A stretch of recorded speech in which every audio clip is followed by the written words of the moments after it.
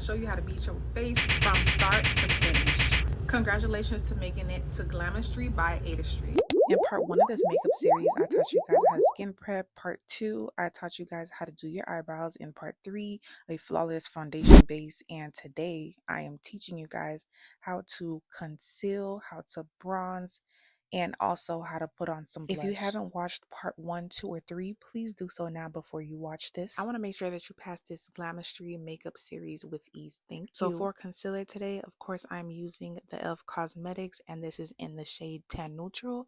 I am applying the concealer underneath my eyes, my nose bridge, my cupid's bow, and also my chin. I don't normally like to apply it on my forehead because I personally just don't like that look.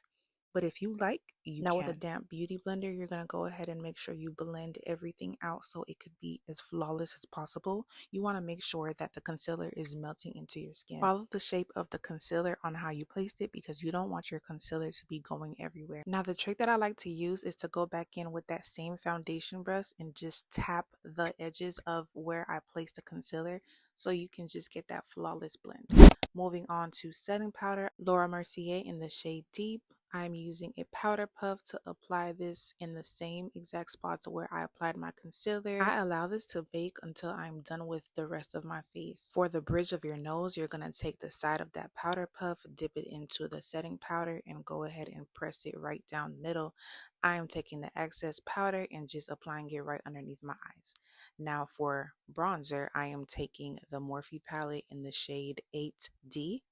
And I'm using those two shades just to warm up my face. Kind of almost want to do a poker face or a duck lip face just so you can see where the cuts are in your face so you can have the right placements for your bronzer.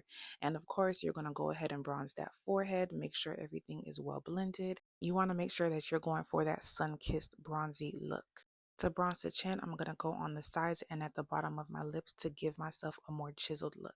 I'm going to go in with the Juvia's Place blush in the Duo, and I'm going to use the orange shade.